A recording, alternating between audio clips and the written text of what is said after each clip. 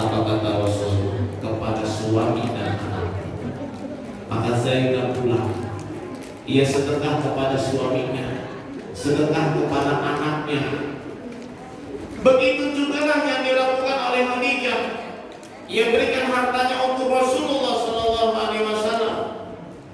Jangan sampai pernah ada kejadian ketika suaminya sehat, masih muda, ia bekerja. Saat sudah tua, kemudian sakit, tidak bekerja lagi, istrinya malah lari dengan laki-laki lain. Ada uang abang disayang, tidak ada uang abang dipegang. Harusnya rawat suami itu. Kalau ia tidak mampu, bantu keuangannya. Kenapa? Mencontoh Rasulullah Sallallahu Alaihi Wasallam. Khadijah meninggal, berselang 3 hari Abu Thalib wafat. Sedih Rasulullah. Setelah kejadian itu di bulan Syawalnya, Rasul pergi ke kota Taif.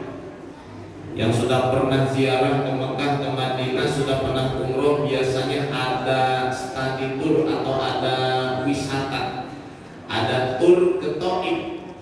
Ya, itu kan Taif, Mekah Taif itu hampir 80 kilo, jauh sekali.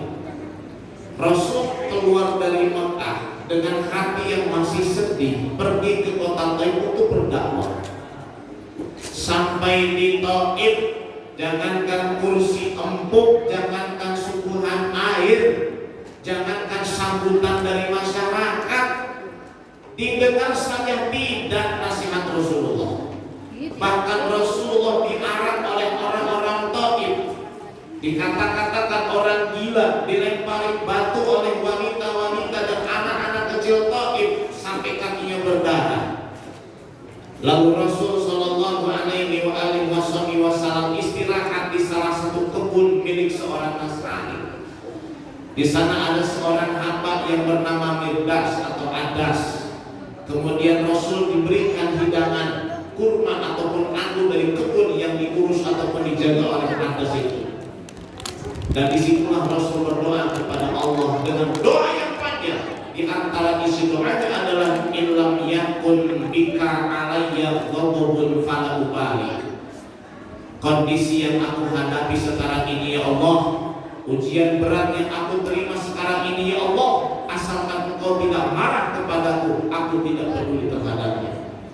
Ya Allah, sudah ditinggalkan oleh orang yang paling dicintai, dakwah ke negeri Taif diusir oleh mereka.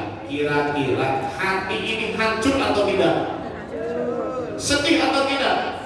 Sedih. Masya Allah. Makanya tuh Allah kirim seorang malaikat, namanya Malakul Jibal, malaikat yang Allah tugaskan menjaga pegunungan. Itu malaikat turun bersama dengan Jibril alaihissalam, datang kepada Rasul dan berkata, ya Rasulullah, inna qasabina ma qala qaumuka angka. Kami telah mendengar apa yang diucapkan oleh orang-orang Taif kepada wahai Muhammad. Kalau engkau berkenan, aku timpahkan 2 gunung antara Taif itu hingga mereka mati semuanya. Kira-kira kalau kita yang begitu Pak, udah disakitin nama orang, udah dibenci sama orang, datang Jibril nawarin bantuan sama kita. Pak Haji, ya itu tetangga Pak Haji tiap hari ngomongin Pak Haji tuh, ngejelekin Pak Haji tuh. Saya mau ngasih tawaran, kira-kira bolehnya saya mati itu orang? Kira-kira kalau kita itu dikasih tawaran malaikat, bilangnya gimana? Wadah sekali. Betul. Tapi Nabi nggak begitu. Nabi bilang jangan. Meskipun mereka sekarang tidak beriman kepadaku, wa inni arju ayyuhrijallahu min aslabihim ma ya'budullah. Aku pengen salah satu daripada generasi mereka, anak ataupun cucu, beriman kepada Allah Subhanahu wa Ta'ala. Kalau sekarang mereka engkau binasakan, engkau hancurkan, maka anak turunan mereka terputus dan tidak ada yang beriman kepada Allah Subhanahu wa Ta'ala. Tetap meskipun hati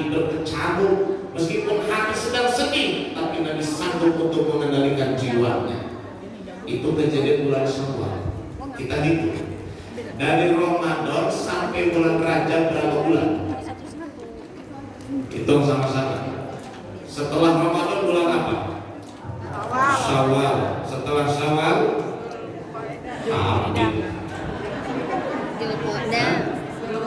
Dzulqa'dah. Setelah Dzulqa'dah bulan apa? Dzulhijjah. Habis Dzulhijjah bulan apa? Muharram. Habis Muharram bulan Safar. Dan Safar. Habis Safar bulan apa? Mulut. Rabiul Awwal. Setelah itu Rabiul Tsani. Setelah itu Jumadil Awwal. Setelah itu Jumadil Tsani. Setelah itu Rajab. Berarti dari Ramadan sampai Rajab berapa bulan? 10 bulan kurang lebih. Barulah Allah berikan hadiah kepada Rasul. Apa itu? Isra wal Mi'raj. Untuk menghibur hati Nabi yang sedang sedih, untuk menghibur jiwa Nabi yang sedang lara dan rapuh, Allah kasih tuh hadiah perjalanan Isra wal Mi'raj. Makanya kata orang-orang di sono, yang namanya jalan-jalan itu untuk ngilangin apa? Stres. Makanya orang yang suka jalan-jalan adalah orang. Alhamdulillah saya masih normal, makanya jalan-jalan. Nabi lagi galau, lagi pusing, lagi bingung. Allah kasih tuh perjalanan Isra dan Mi'raj. Maka hikmah yang pertama dalam peristiwa ini adalah yuk bersabar dalam ujian Allah, bersabar dalam situasi apapun. Kenapa? Hadiah sudah disediakan oleh Allah Subhanahu wa Ta'ala. Yang hadir di malam ini saya yakin masih punya masalah masing-masing.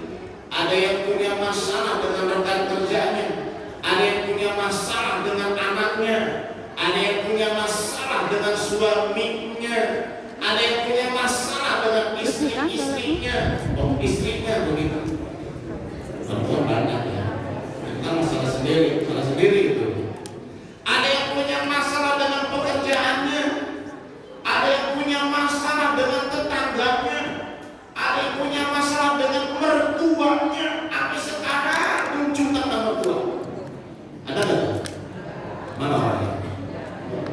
Ada yang punya masalah dengan finansial keuangannya. Kemarin baru main kripto habis 100 juta hilang semuanya. Kemarin baru main pinjol, kemarin baru main slot habis 100 juta habis semuanya. Pusingnya ada. Nah, ibu bapak, bersabarlah dalam ujian. Dan bersabar itu bukan berbatu tangan, tapi menahan hati untuk tidak protes atas ketetapan Allah Subhanahu wa Ta'ala. Emang kalau kita bicara sabar ini mudah diucapkan, sulit dipraktekkan, betul? Betul? Betul? Tapi tidak ingat Rasulullah SAW. Illam yakun bika alayya ghadabun fala ubali. Ujian seberat apapun ya Allah, asalkan engkau tidak marah kepadaku, aku tidak peduli. Gak masalah orang pada benci, gak masalah orang gak pada suka, gak masalah itu semua, asalkan engkau tidak marah sama saya tidak peduli ya Allah. Itulah salah satu munajatnya Rasul sebagai bentuk kepasrahan diri kepada Allah Subhanahu wa Ta'ala. Makanya yuk kita pasrah kepada Allah, serahkan urusan kita kepada Allah Subhanahu wa Ta'ala. Insya di dalam bahasa Jawa itu ada filsafat cancut tali wongso. Tahu nggak? Apa itu? Cancut tali wongso. Tahu nggak cancut? Maaf, bukan dalam perempuan. Artinya siap, semangat. Tali wongso itu artinya kalau punya masalah apapun langsung sigap serahkan kepada Allah.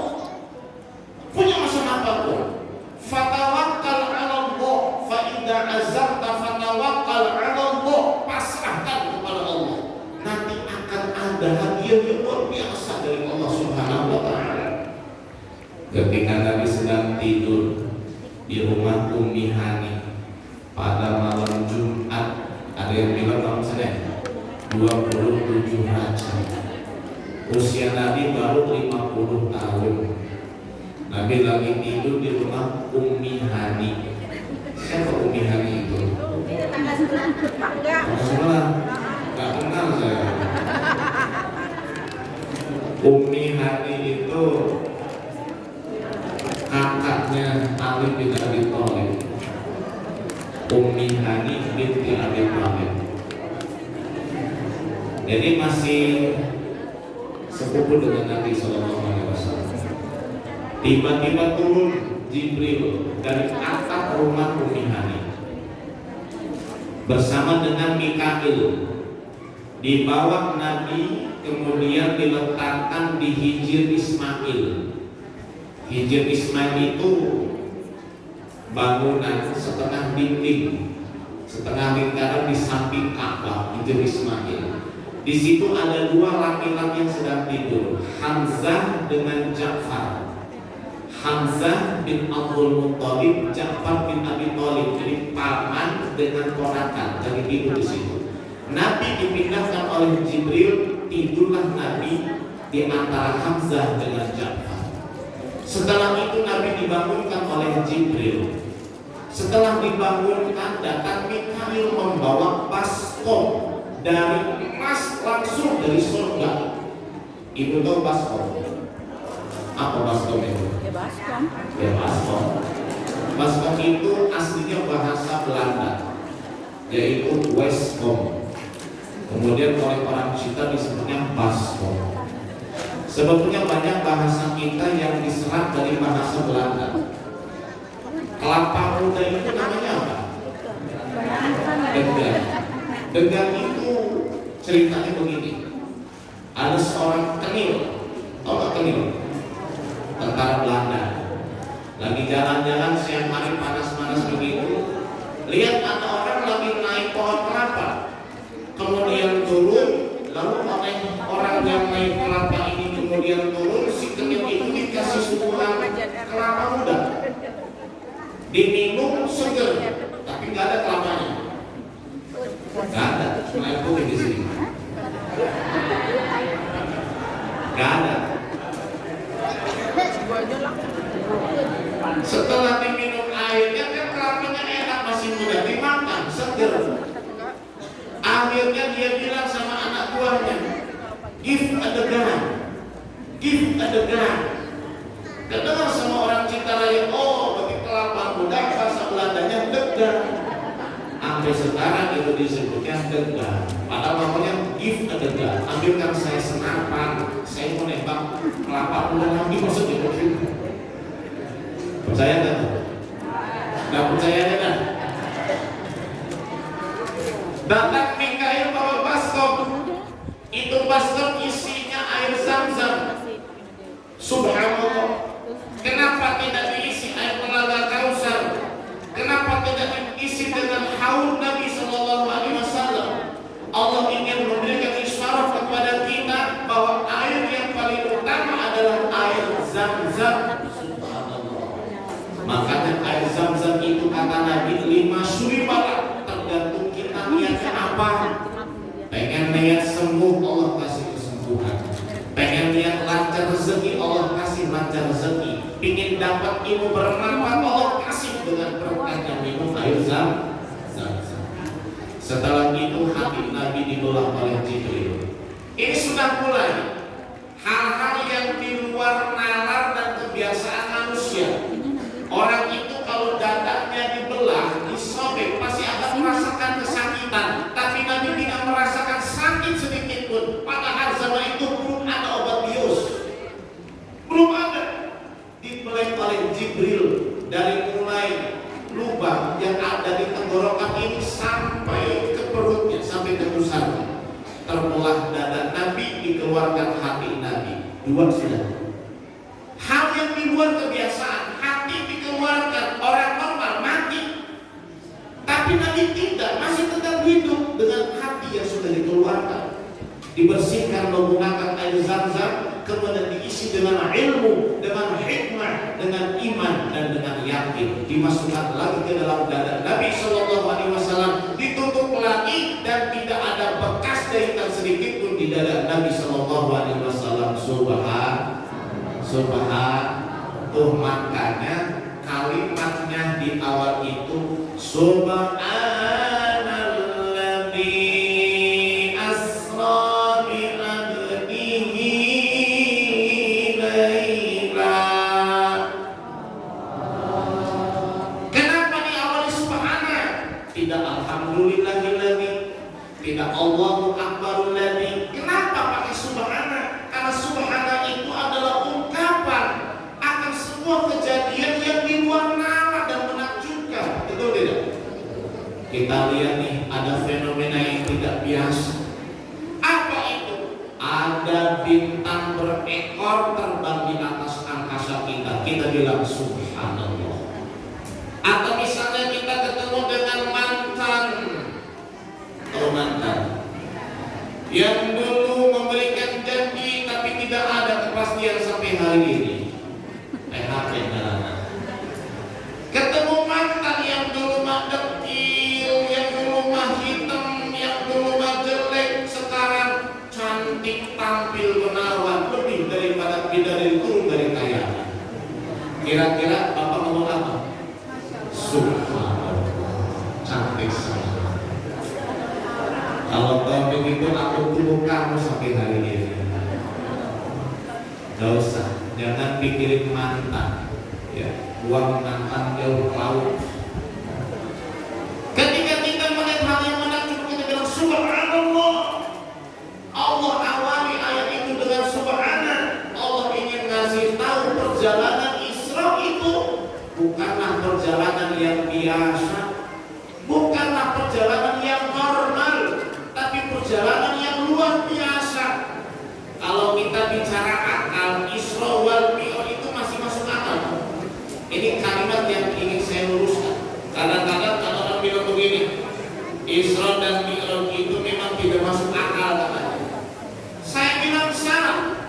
Isra dan Mi'raj itu masuk akal. Kalau kita bicara Isra dan Mi'raj itu namanya peristiwa yang di luar nalar dan kebiasaan. Di dalam hukum itu ada 3 jenisnya. Ada hukum akal, ada hukum adat kebiasaan, ada hukum syarat. Kalau kita bicara hukum syarat, ada hukum syarat taklifi, ada hukum syarat wad'i. Hukum syarat taklifi, wajib, sunnah, haram, makruh, mubah, khilaful aula. Hukum syarat yang wad'i, syarat, sebab, mani, fasid, sahih. Ada hukum akal. Hukum akal itu wajib, mustahil, jaiz. Ada hukum adat kebiasaan, wajib, mustahil, jaiz. Paham betul? Paham tidak? Bagi yang mencurigakan. Baik, sudah kita bicara akal saja. Di dalam Al-Quran, Allah Subhanahu wa Ta'ala pernah menjelaskan terkait ruh orang-orang kafir. Kata Allah Subhanahu wa Ta'ala, la tuftahu lahum abwabus sama hatta yaljal jamalu fi samil khiyam. Orang-orang kafir itu ruhnya tidak akan sampai ke langit. Karena orang kalau sudah meninggal, Pak, orang itu kalau sudah meninggal, ruhnya ini akan dibawa ke langit. Kalau orang yang beriman itu disambut oleh para malaikat. Ruhnya siapa gerangan ini kok wangi amat, bersih amat, bercahaya amat. Oh, ini ruhnya Fulan bin Fulan, ini ruhnya Ustaz Fulan bin Fulan, ini ruhnya Ustazah Fulan bin Fulan, ini ruhnya Ibu Hajah Fulanah binti Fulan. Diterima oleh para malaikat, diterima oleh Allah. Tapi kalau ruhnya orang kafir, ketika diangkat ke langit, bau menyengat, malaikat terganggu dan Allah tidak mau menerima. Maka kata Allah, ruhnya orang kafir tidak akan diterima di langit, tidak akan dibukakan pintu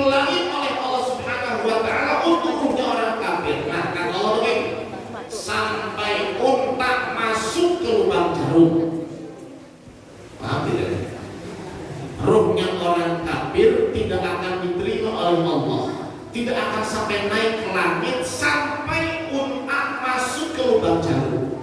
Pertanyaannya, apakah mungkin unta masuk ke lubang jarum? Tergantung. Kita bicara hukum akal atau hukum kebiasaan. Kalau kita bicara hukum kebiasaan, mustahil. Yang namanya unta sampai kapanpun gak bakal masuk ke lubang jarum, betul tidak? Tapi kalau kita bicara akal, sangat mungkin. Bagaimana mungkin Ustaz? Dua kemungkinan. Yang pertama, untanya sebesar benang jarum. Kemungkinan kedua, lubang jarumnya sebesar unta. Mana ada? Itu bisa. Baru. Paham tidak ya? Maksudnya apa? Unta sebesar. Begitu juga dengan Isra dan Mi'raj. Kalau kita bicara kebiasaan, orang itu berangkat dari Masjidil Haram ke Masjidil Aqsa 1 bulan naik unta, pulang lagi 1 bulan naik unta, butuh waktu minimal 2 bulan. Tapi Nabi sepenggal malam sudah pulang lagi ke Mekah. Secara kebiasaan nggak mungkin. Tapi kalau kita bicara akal, amat sangat mungkin. Kenapa? Karena Nabi itu tidak jalan kaki, tapi diberangkatkan oleh Allah Subhanahu wa Ta'ala. Di Pandeglang itu banyak kebun. Di antara kebun di Pandeglang ada kebun rambutan. Biasanya kalau kebun rambutan, pohon rambutan itu banyak semutnya, betul tidak? Itu semut rambutan itu pasti ikut dengan rambutan ketika rambutan itu ditaruh dimuat ke mobil losbak. Lalu mobil losbak itu dibawa dari Pandeglang ke pasar induk. Rambutan diturunin, semutnya masih tetap nempel di losbak. Losbak itu balik ke Pandeglang, berangkat pagi, siang udah nyampe di Pandeglang lagi. Ini semut rambutan naik lagi ke atas pohon dan ceramah di atas pohon di hadapan masyarakat semut. Kata semut itu, wahai masyarakat semut, tadi pagi saya ke pasar induk, sekarang sudah di sini lagi. Itu kira-kira semut yang hadir di situ percaya apa tidak? Semut berarti nggak bakal percaya. Kenapa? Semut jalannya pelan, kakinya pendek. Tapi semut yang bilang itu kan, saya nggak bergerak sendiri, tapi saya naik mobil losbak. Makanya wajar sekarang siang sudah di sini lagi. Kenapa? Bukan jalan kaki, naik mobil losbak. Rasul juga sama, karena masih bahwa Rasul itu tidak jalan kaki, tapi naik buruk. Tahu nggak buruk? Buruk itu adalah kendaraan yang paling canggih yang telah diciptakan oleh Allah. Buruk itu kalau naik gunung, kaki belakangnya memanjang. Kalau turun gunung, kaki depannya yang panjang. Biar apa? Biar Nabi ketika naik buruk itu, ketika naik buruk tidak begini, ketika turun tidak begini, tetap rata begini. Kayak mobil-mobil Eropa begitu. Ada guncangan sudah tetap begini mobilnya. Beda dengan mobil sebelah sana. Ada polisi itu lagi udah begini-begini. Itu buruk, ibu dan bapak sekalian. Dan sekali melangkah buruk itu sampai kepada ujung pandang. Di mana ujung pandang? Makassar. Bukan aja. Ujung pandangan maksudnya. Bukan ujung pandang di Aceh, Makassar, bukan. Ini yang paling canggih. Dan buruk itu ternyata di surga jumlahnya ada 40.000 buruk. Subhanallah. Tapi ada buruk yang dapat keberuntungan menjadi kendaraan Nabi Muhammad SAW. Buruk yang mana? Buruk yang tidak makan selama 40.000 tahun. Kenapa tidak makan? Ditanya oleh Jibril, wahai buruk, kenapa kamu tidak makan? Beda dengan buruk yang lain. Dia berkata, wahai Jibril, 40.000 tahun yang silam atau 4.000 tahun yang silam saya mendengar nama Muhammad. Semenjak saya mendengar nama Muhammad, saya rindu ingin ketemu dengan Muhammad. Maka semenjak itu saya tidak mau makan. Kenapa? Rindu saya belum terobati. Kata Jibril, wahai buruk, malam ini aku pertemukan kamu dengan orang yang kamu cintai, Nabi Muhammad SAW. Jadi karena kerinduan akan menghasilkan Amin ya rabbal. Rindunya daku pada bumi Madinah takkan terobat walau sudah ziarah.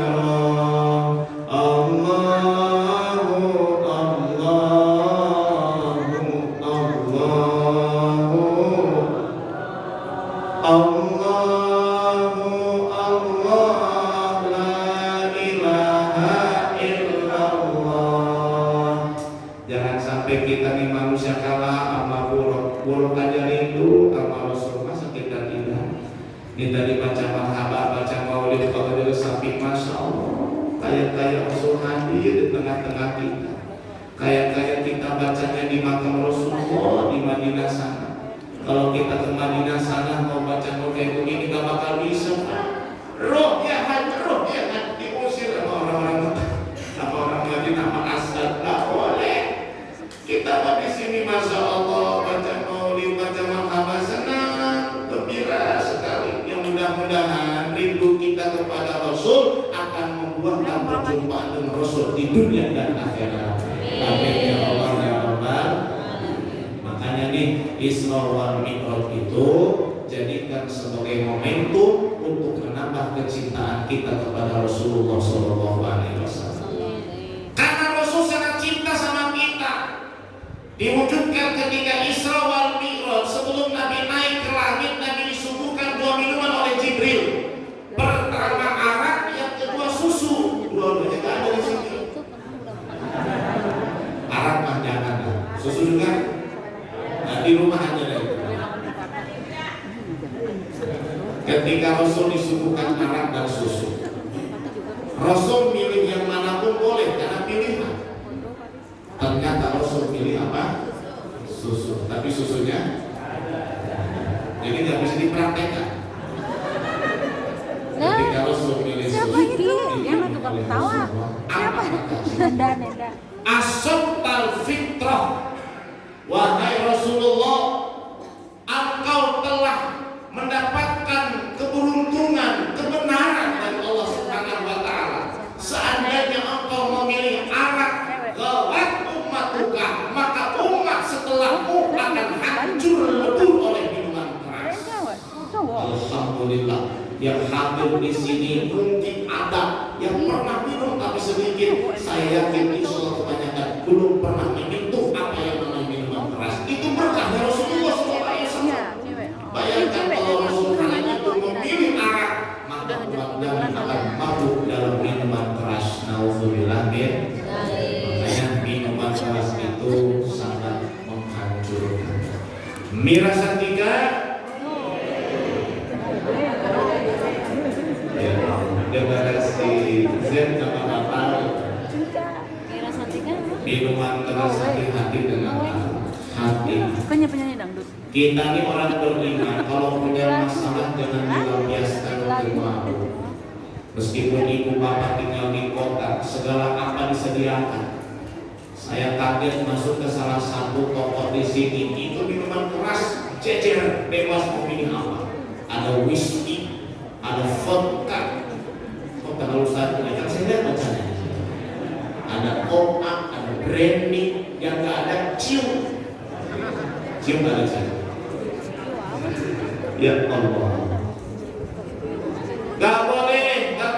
Jangankan untuk sekedar menghilangkan stres, untuk obat sekalipun khamr itu tidak boleh. Al-khamru ummul khaba'is. Arak itu adalah biang daripada kejahatan. Terjadinya perzinahan gara-gara miras, betul. Terjadinya pembunuhan gara-gara miras, betul. Terjadinya tindak pidana pencurian, perampokan gara-gara miras. Pengaruh alkohol. Ada supir yang ngerajan, yang nabrak nenek-nenek yang sudah tua gara-gara pengaruh miras. Ketika ditanya, Pak supir, kenapa kamu nabrak itu nenek-nenek sudah tua? Kata Pak sopir, karena kalau saya pilih ke kanan, di situ ada nenek-nenek dan anak sekolah. Terus kenapa kamu pilih ke kiri? Nah,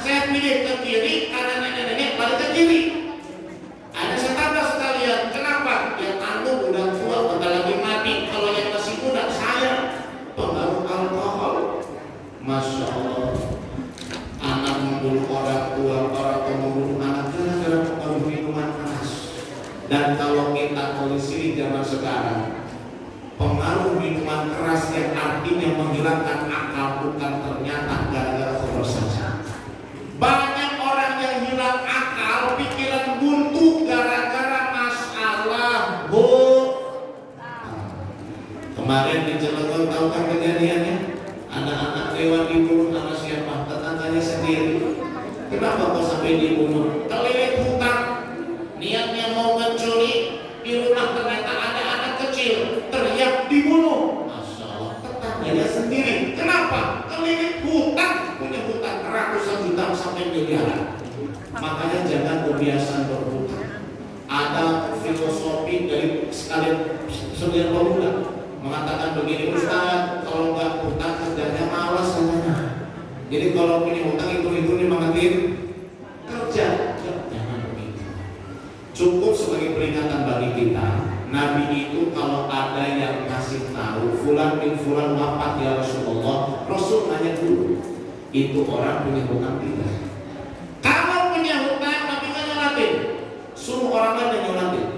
Tapi kalau tidak punya hutang, Nabi bimbing sholat jenazah. Kenapa? Saking beratnya urusan hutang piutang.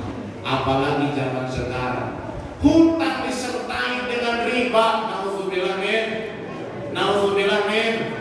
Ketika Nabi Isra, Nabi melihat ada seorang laki-laki yang perutnya besar, bagaikan rumah, di dalamnya ada ulat-ulat berbisa.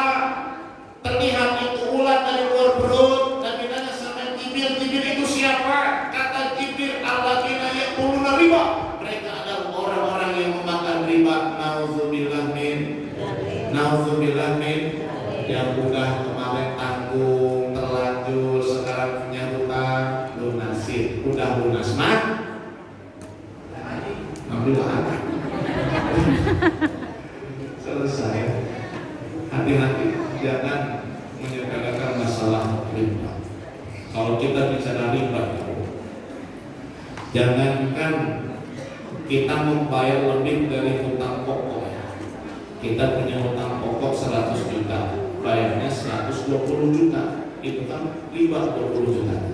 Jangankan berwujud berbentuk uang atau materi, keuntungan hutang berbentuk jasa sekalipun itu riba.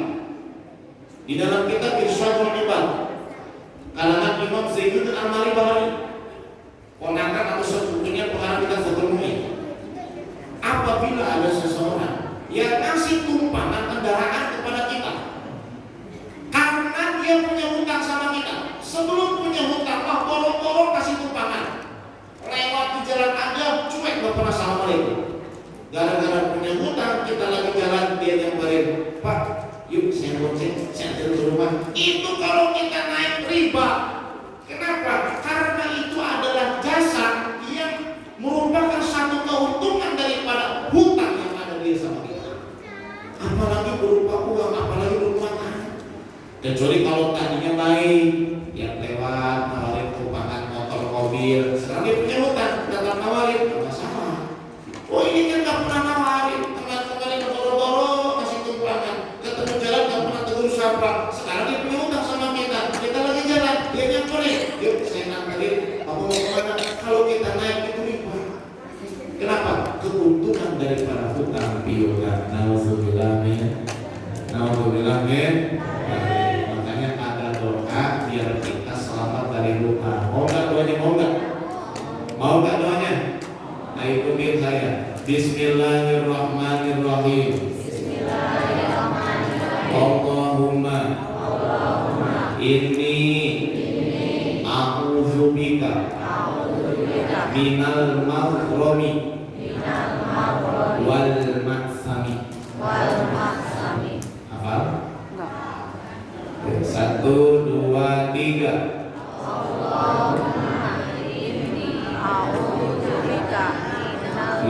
Iya betul. Nah, keduanya nah. Allahumma inni a'udzubika minal maghrami wal maksami. Ustaz kapan dibaca? Nah ini unik. Dibacanya setelah tasyahud akhir. Kita habis baca tasyahud ya. Fil alamin innaka hamidum majid. Sebelum salam kan baca doa. yang qalibal qulub sabit qalbi ala dinik, dan seterusnya. Nanti tambah itu ayat tadi, Allahumma inni a'udzubika minal maghrami wal ma'sami. Ya Allah, sesungguhnya hamba berlindung kepada Engkau dari hutang dan dosa. Itu doa. Nabi itu menggandeng antara hutang dengan dosa di dalam doa. Kenapa? Karena biasanya hutang itu menyebabkan dosa. Apalagi yang berhutang dengan dia tak bayar. Demi silaturahim kita tidak putus, bolehkah saya pinjam 100? Niatnya tak bayar tuh. Itu dosa. Dan itu mencuri namanya, kata para ulama. Ya, kadang-kadang kita bilang begini, Ustaz dia orang kaya, uang 100 mah gak ada artinya, gak usah saya bayar. Maaf ibu dan bapak, hutang meskipun 100 tetap hutang. 10.000 yang namanya hutang tetap hutang. 1.000 perak namanya hutang tetap hutang. Kalau mau bilang terus terang, Pak, saya punya hutang sama bapak 100.000, kan bapak mah kaya, itu kan gak ada artinya. Ini kelasnya ya. Kata dia, enak aja, kan lumayan, buat ngejelek lumayan itu. Apa? Kalau nggak ikhlas sekali itu, hati-hati, jangan sampai kita meninggalkan hutang. Nauzubillah min, paham tidak? Maksudnya apa? Hutang. Ibu bapak yang dimuliakan Allah Subhanahu wa taala, hikmah yang kedua. Nabi sallallahu alaihi wasallam ketika melaksanakan Isra wal Mi'raj, Nabi diajarkan oleh Jibril alaihi salam tentang hal-hal yang Nabi belum pernah mengetahuinya, tentang hal-hal yang Nabi belum pernah melihatnya, dan Nabi sallallahu alaihi wasallam patuh kepada Jibril. Makanya hikmah yang kedua apa itu? Sebagai murid harus patuh, takzim dan hormat kepada guru. Jangan sampai kejadian kemarin itu guru dikeroyok sama siswanya. Di mana ya? Di video ya? Di mana kejadiannya? Bukan ada aja lah. Lihat kan? Kenapa bisa jadi begitu? Karena kurangnya pendidikan moral, kurangnya pendidikan adab dan akhlak. Kita punya istilah al-adab fauqal ilmi. Adab itu di atasnya ilmu. Tapi banyak orang sama artinya. Adab di atas ilmu itu bukan adab lebih utama daripada ilmu, salah. Sebagaimana saya bilang begini, genting itu berada di atas rumah. Apakah genting paling utama? Tidak. Pondasi paling utama, tapi genting sebagai kontrol. Kalau tidak ada genting, isi rumah hancur. Kena hujan, kepanasan, ilmu juga sama. Kalau tidak ada adab, hancur itu orang yang punya ilmu. Karena ilmu saja tidak bisa menyelamatkan manusia dari api neraka Allah, tidak bisa. Kalau ilmu bisa membuat manusia selamat, maka yang paling selamat adalah iblis, laknatullah alaih. Karena iblis itu 2000 tahun ngajari malaikat Jibril alaihissalam. Makanya iblis itu tipu daya sangat luar biasa. Pintar sepintar-pintarnya. Kenapa? Pernah jadi dekan dan ya Allah, iblis. Tapi jangan takut. Kata Allah, inna kaidash syaitani kana dha'ifa. Tipu daya setan itu sangat lemah. Meskipun katanya setan pintar, tipu dayanya lemah setan itu. Makanya pernah itu ada seorang hamba Allah yang soleh zaman dulu ketemu iblis. Dikatakan zaman dulu sebelum Nabi Muhammad diutus, iblis itu bisa kelihatan. Suatu hari iblis kelihatan sama orang soleh. Kata orang soleh itu, bro, apa? Bro, lu mau kemana? Jalan-jalan, kata iblis. Bro, saya mau nanya nih. Nanya apa kata iblis? Kaifa asnahu hatta asyura misla. Gimana sih caranya biar jadi kayak iblis? Loh, seumur-umur dari iblis saya baru ketemu orang nanya gimana caranya pengen jadi iblis. Biasanya kan orang nanya gimana selamat dari iblis. Gimana tidak diganggu sama iblis? Kalau saya ketemu orang nanya gimana pengen jadi iblis caranya? Bener kamu? Kata itu orang yang benar, saya nggak main-main. Apa caranya biar jadi kayak kamu? Kata itu. Kata iblis, gampang. Kalau kamu pengen jadi seperti saya, dua saja caranya. Yang pertama, ahawat bisolat. Kamu harus menyepelekan sholat. Jangan meduliin sholat. Ya, kalau mau sholat, kalau nggak udah, nggak usah dipikirin sholat itu. Dan yang kedua, tahawan bil yamin. Kamu jangan meduliin sumpah serapah. Artinya, tiap kali kamu ngomong, tambahin kata sumpah demi Allah. Ngomong apapun tambahin sumpah demi Allah. Kalau kamu sering mengucapkan kata sumpah demi Allah dan kamu tidak peduli, saya jamin kamu akan jadi seperti saya, kata iblis. Kata hamba Allah yang soleh, terima kasih iblis, saya akan tetap sholat dan saya tidak akan sumpah dengan menyebut nama Allah apapun itu. Kata iblis, alam kena prank saya. Makanya iblis bersumpah ketemu manusia apapun gak bakal kasih nasihat lagi. Kenapa? Pernah ketipu. Ini menunjukkan tipu daya iblis itu sangat lemah. Ada tipu daya yang lebih dahsyat daripada iblis. Tahu nggak? Tahu nggak? Tipu daya wanita. Bukan kata saya. Kata Allah dalam Quran surat Yusuf, inna kaidakunna azim. Tipu daya kalian wahai wanita itu sangat besar. Masya Allah. Ibu bapak pernah dengar tidak seorang tokoh Bani Israel yang bernama Barsisa, seorang ulama besar yang wafatnya suul khatimah itu. Kenapa? Gara-gara wanita. Teman Syekh Abdul Qadir Jailani, jika tidak saya namanya Ibnu Santo, itu wafatnya pun Nasrani. Seorang ulama wafat Nasrani gara-gara siapa? Wanita. Ada lagi ulama-ulama yang sampai celaka gara-gara wanita, pejabat yang korupsi gara-gara wanita. Maka tipu daya wanita sangat besar. Tapi saya yakin yang hadir di sini mas semuanya soleh. Amin. Amin. Yang tipu dayanya berbisa, yang tipu dayanya jahat itu adalah wanita-wanita yang tidak solehah. Nauzubillah min, nauzubillah min. Ibu bapak yang dimuliakan Allah Subhanahu wa taala. Jadi Nabi patuh sama Jibril. Ketika Nabi berangkat dari Makkah melewati Madinah, kata Jibril, wahai Muhammad turun sholat. Nabi Muhammad turun dan sholat. Terus naik lagi, kata Jibril, wahai Muhammad tahukah kamu di mana kamu sholat? Kata Nabi Muhammad, tidak tahu. Wahai Muhammad, kamu tadi sholat di Thaifah Madinah dan kamu akan hijrah ke sini. Tiap kali disuruh Nabi gak protes, turun sholat nurut manggil Nabi. Ini sebuah peringatan bagi kita bahwa kita harus nurut pada guru kita. Yang ngajarin di sini ada habib, ada ustaz, nurut. Dia ajarkan nurut, insya Allah. Apalagi kita punya gurunya itu yang bersandar sampai Rasulullah SAW. Tidak akan kita celaka sampai hari kiamat. Amin ya Allah ya Rabbal. Amin ya Rabbal. Ustaz ngapain ke ulama, langsung aja ke Quran sama hadis. Bukan.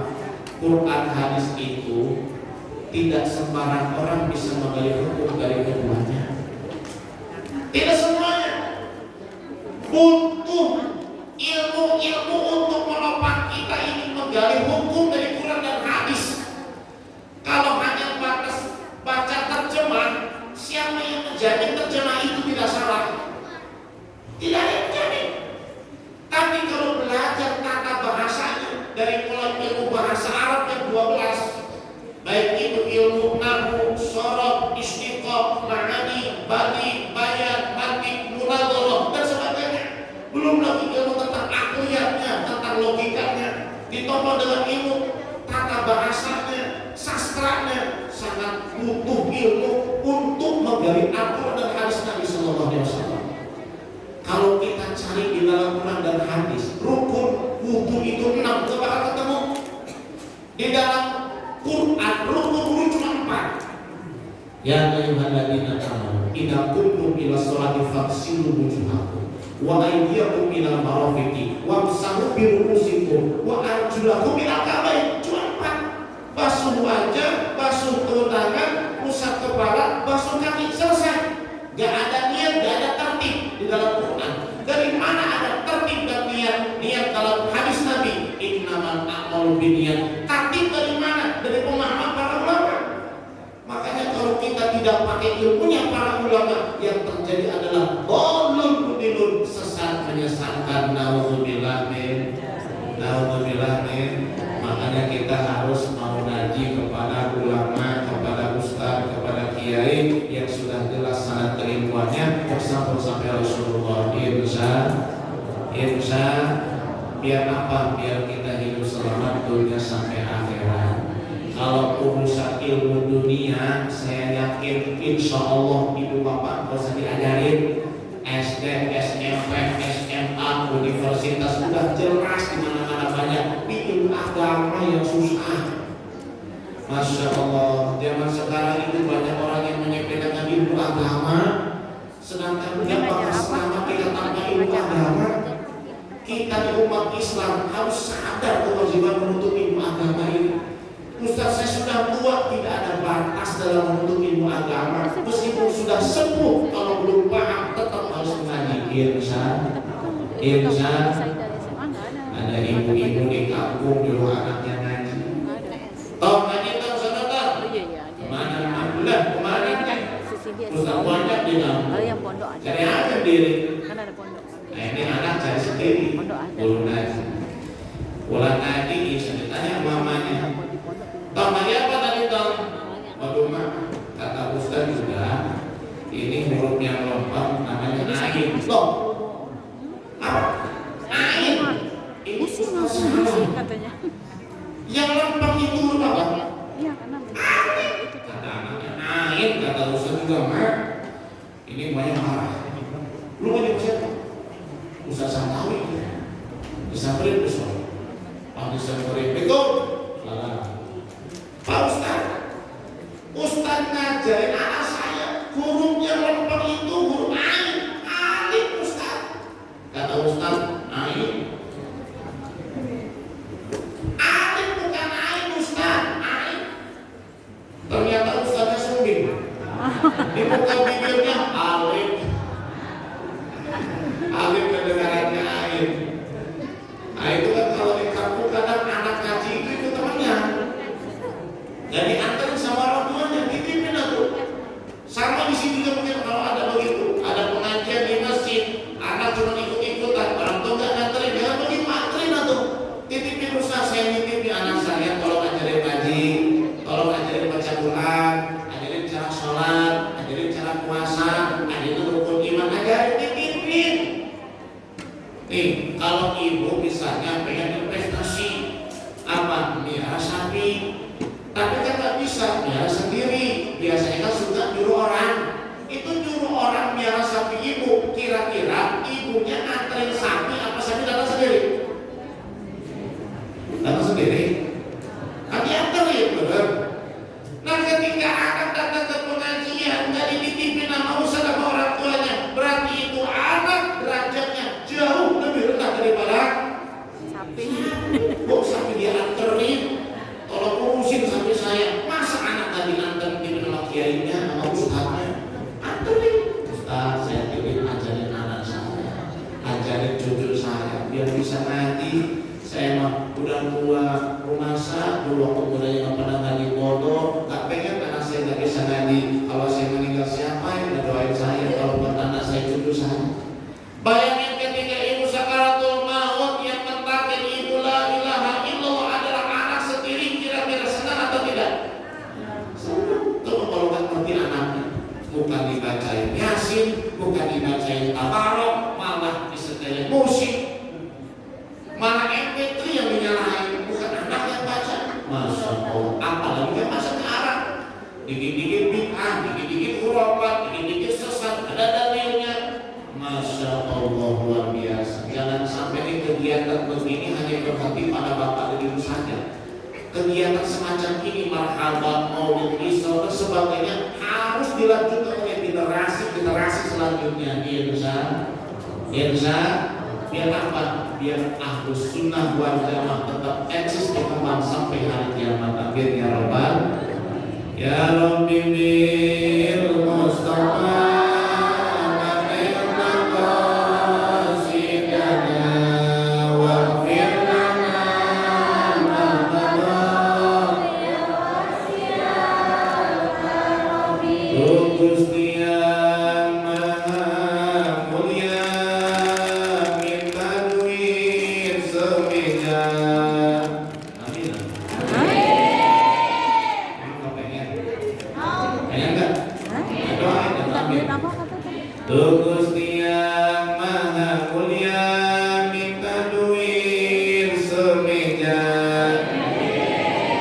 untuk membantu keluarga sisanya beri inovasi. Ya Rabbi bil Mustafa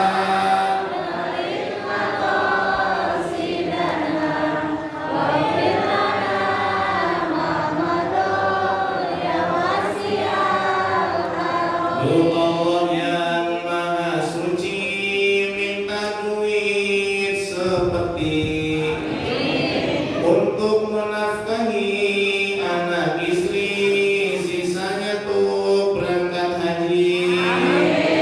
Ya Rabbi bil Mustafa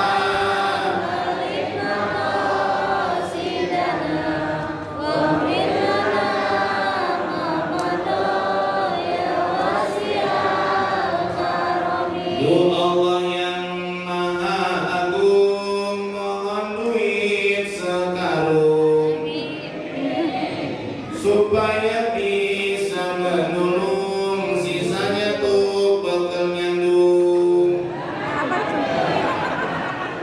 Ya Rabbi bil Mustafa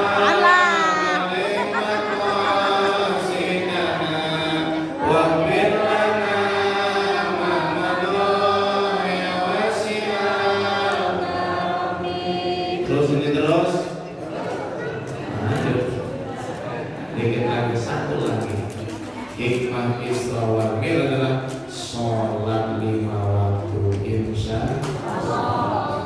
Yang dulu punya hutang sholat Allah. Ustaz katanya ada yang bilang kalau dulu menyamin sholat sengaja tak bisa dikodok palampean wajib dikodok. Mau itu dulu dikalinya sengaja, nggak disengaja, sakit atau tidak, dari mulai masa balik sampai sekarang, kodok. Katanya nggak wajib kodok. Ya betul aneh bilang. Tapi itu bukan pendapat Ahlus Sunnah wal Jamaah. Imam 4 semuanya sepakat orang yang meninggalkan sholat sedangkan dia balik dan berakal itu wajib kodok meskipun meninggalkannya tidak disengaja karena lupa saja dan sebagainya. Kecuali wanita yang haid dan nifas nggak wajib kalau sholat, tapi ini itu wajib kalau sholat. Ustaz gimana cara kodoknya? Nyicil dikit-dikit. Ustaz gimana kalau belum kita selesai kodok udah keburu mati? Marjuhun bil maghfirah. Insya Allah ada harapan mendapat ampunan Allah Subhanahu. Karena kita sudah berusaha. Mungkin dulu waktu di SMP, SMA udah kali sekarang sholat. Sekarang udah mulai rajin sholat. Berapa tahun udah sholat? 20 tahun Ustaz. Masya Allah. Kodok. Kodok. Karena kalau belum kodok berarti kita belum punya niatan taubat. Orang yang mau kepada Allah itu di antara siriknya adalah mengkodok sholat yang dulu ditinggalkan. Sedikit demi sedikit dikodok, insya Allah lama-lama hutangnya lunas. Biar yakin totalin dulu jumlahnya. Berapa lama Bapak tidak sholat? 10 tahun. Satu hari berapa waktu? 5 waktu. Kali 1 tahun 365. Berarti 365 dikali 5 berapa? Banyak. Dikali 10 berapa? Sangat banyak. Tinggal hitung aja. Sebelum subuh, kodok subuh, catat. 1.800. Nanti kodok lagi. Biar kita yakin udah selesai hutangnya. Takut kalau sebelum meninggal kita sama sekali belum punya niatan mau kodok. Nauzubillah ibu. Dan Dalam satu riwayat yang saya dengar, satu kali meninggalkan sholat waktu disengaja 500 tahun direndam di neraka. Nauzubillah nih. Bagaimana dengan 10 tahun, dengan 20 tahun? Masya Allah, luar biasa. Makanya pernah ada dialog antara babi dengan anjing. Imam agak kasar nih, menggigit mayatnya. Kata anjing ini masih meninggu babi. Kenapa? Karena gua mah kata anjing. Gak ada dalam Quran disebut. Yang sebut dalam Quran haram itu cuma babi. Anjing mah gak ada dalam Quran. Yang betul. Keharaman anjing itu di dalam hadis. Dalam Quran, mah babi. Inna maka hurrimat alaikumul maitatu wa damul khinzir. Daging babi. Anjing itu saya kata babi, masih makin dua nih. Kenapa? Dua mah kalau mati ya tetap jadi abu. Daripada yang gak sholat, udah mati ada hisab, berarti kata babi masih makin dua daripada yang tidak sholat. Maka yang tidak sholat itu jauh lebih rendah daripada. Kenapa daripada? Berat sekali, Masya Allah ya. Makanya kan Nabi ketika Isra wal Mi'raj melihat ada malaikat yang sholatnya cuma nangkep aja begini, berdiri, dia nggak ruku nggak sujud. Nabi lihat tadi ada malaikat yang ruku aja begini, nggak bangun. Ada malaikat yang sujud nggak duduk. Ustaz Imam nggak pegel, malaikat nggak punya nafsu, makanya nggak pegel. Beda sama kita. Ngaji 1 jam 10 kali merubah besi dulu. Betul? Kenapa? Punya nafsu. Malaikat gak punya nafsu, makanya gak pegel. Berdiri terus, duduk terus, sujud terus. Nah, Nabi Muhammad pengen, ya Allah, ini ibadah malaikat kok macam-macam. Ada yang berdiri saja, duduk saja, sujud saja, ruku saja, gak robah-robah. Saya mah kepengen, ya Allah, punya satu ibadah yang di dalam ibadah itu ada semua ibadah malaikat. Maka Allah kabulkan dengan sholat. Dalam 1 rakaat ada berdiri, ada ruku, ada i'tidal, ada sujud, ada duduk. Itu semua adalah gabungan daripada ibadah-ibadah malaikat. Makanya kalau kita sholat jauh lebih mulia kita daripada malaikat Allah Subhanahu wa ta'ala. Alhamdulillah. Makanya kan kalau kebahagiaan kita sebagai orang Islam itu kan sholat sebetulnya. Karena Nabi pernah bilang wa ju'ilat qurratu 'aini bis shalah. Allah jadikan kebahagiaan itu adalah di dalam sholat. Kita umat Nabi, maka kita harus bahagia ketika sholat. Saat mengangkat tangan Allahu Akbar, hilangkan semua urusan kita. Punya urusan hutang katanya miliaran, kata dibilang Allahu Akbar, Allah lebih besar daripada hutang kita. Punya penyakit parah misalnya, lalu kita takbir Allahu Akbar, hilang itu penyakit, jangan dipikirin. Kenapa? Allah lebih besar daripada penyakit kita. Allahu Akbar, pusatkan pikirannya kepada Allah Subhanahu wa ta'ala. Kenapa? Akbar, Allah yang maha besar. Apapun yang sedang kita alami, kita derita, kecil semuanya, Allahu Akbar. Kita fokus di dalam sholat. Makanya tuh ada dulu seorang ulama yang tangannya itu sakit dan harus diamputasi. Zaman dulu nggak ada obat bius, dia bilang begini, nanti saja dipotongnya kalau saya lagi sholat. Ini kiai ulama sholat, tangannya dipotong, selesai sholat ditanya, udah dipotong belum? Lihat aja kayak tangannya, nggak ada satu, udah dipotong, kok nggak terasa? Karena ia khusyuk, dia tenggelam di dalam samudra kenikmatan sholat menghadap kepada Allah Subhanahu. Beda sama kita, jangankan tangan dipotong, digigit nyamuk dalam sholat, mencak-mencak, ya. Dalam sholat digigit semut, udah kagak khusyuk, boro-boro tangannya dipotong amputasi. Kenapa? Karena kita sholat sibuk pikir urusan duniawi. Betul tidak? Betul tidak? Belum sholat mah nggak ingat. Pas sholat mantan yang 20 tahun yang silam kembali hadir dalam bayangan kita. Waduh, repot kan tuh? Repot kan tuh? Makanya sebelum sholat baca isti'adzah dulu. A'udzubillahi minasyaitonirrajim, dan pada surat An-Nas ya Allah selamatkan kita dari godaan-godaan syaitan saat kita sedang sholat. Insya. Dan bagi laki-laki usahakan sholatnya berjamaah. Dan kalau sholat berjamaah jangan rebutan dari imam. Ini juga ada dalam Isra ini. Di Masjidil Aqsa 124.000 Nabi kumpul semuanya. Itu nggak ada yang nyelonong jadi imam. Nggak ada. Adam nggak nyelonong duluan, Ibrahim nggak nyelonong duluan, Nabi Muhammad hadir datang nggak maju duluan. Saling menunggu siapa yang mengimami mereka. Nggak merasa paling berhak jadi imam. Datanglah Jibril menuntut tangan Nabi Muhammad, dimajukan ke mihrab. Nabi Muhammad imam bukan kepengen sendiri, dituntun ditarik sama Jibril. Tuh di sebelah sana mana? Di Amerika jauh. Itu rebutan dari imam. Bukan saya bukan. Di Amerika sana jauh. Jangan. Memang ada orang yang paling berhak jadi imam itu siapa? Imam Ratib. Imam yang ditunjuk oleh DKM atau oleh pemerintah untuk mengimami satu masjid. Nah itu yang paling berhak tuh. Dia mah gue senarai, maju aja dah. Imam Ratib. Dia bulan ada di salonnya Imam Ratib. Kayak di Natal Papiu ada Imam Ratibnya dua itu. Imam Ratib maju aja apa betul. Tapi kalau nggak ada Imam Ratibnya, jangan asal cuma nonggoy. Kemarin dulu. Nonggoy silakan. Ini kadang-kadang ada beberapa bersama bulan terang menenteng. So, di mana? Amerika. Tapi saya nanti mengarahkan. Subhanallah. Ada tolong dijaga. Sholat berjamaah. Ini tadi saya bilang kan, sholat kita nggak khusyuk. Tapi kalau jamaah tetap diterima sama Allah.